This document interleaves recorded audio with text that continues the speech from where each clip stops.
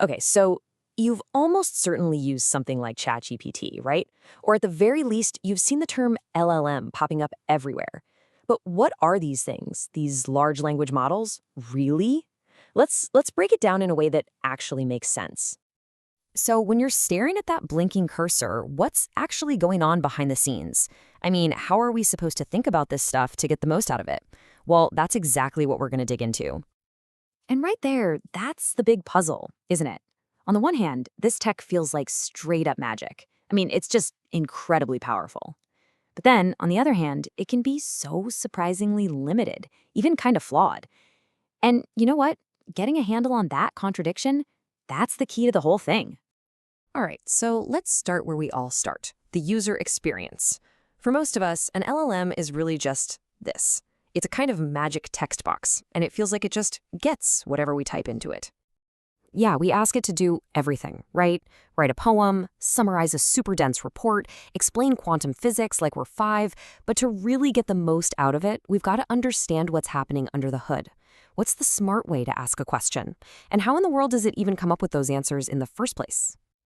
Okay, so let's pull back the curtain. Let's just forget all the hype for a minute. What, at its absolute core, is a large language model? Basically, at its heart, an LLM is an AI that's been fed a library the size of a planet. Seriously, it's devoured pretty much the entire internet. Millions of books, just endless articles. And its one and only job was to read all of that stuff and figure out the hidden patterns in how we humans use language.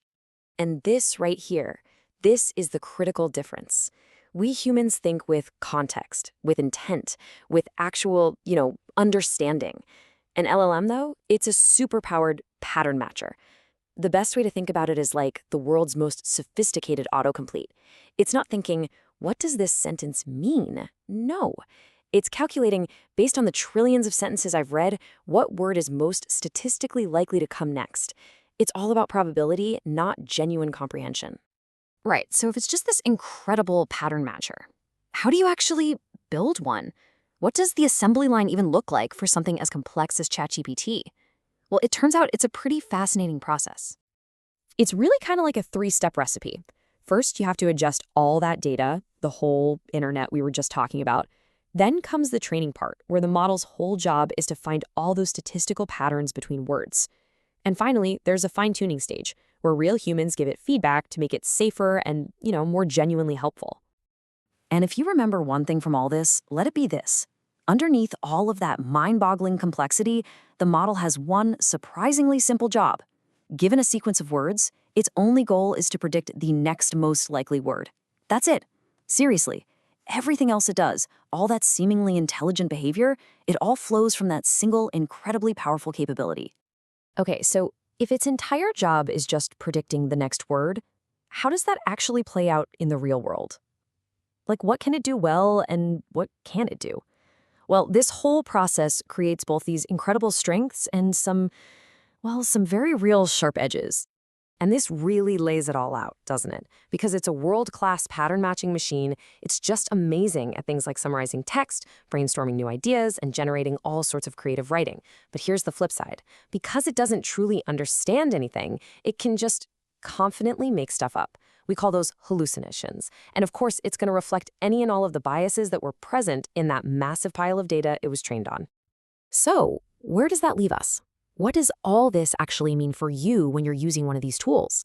Well, knowing this stuff gives us a really powerful guide for how to use them effectively. Okay, so here's the mental model you need to have. This is what you should keep in your head. You are not talking to a conscious thinking being. You are interacting with an incredibly powerful pattern matcher. It's generating probable text, not verified facts. So you should absolutely use it as a creative partner, a brainstorming buddy, a summarization tool, but you have to be the one in the driver's seat. Always. You have to be the one watching out for those sharp edges. So the next time you open up that chat window, I bet you'll see it a little differently. You'll know what you're really talking to. It's not a person. It's a sophisticated mirror, really, a mirror made of math, reflecting our own collective language right back at us, with all of its amazing power and all of its flaws.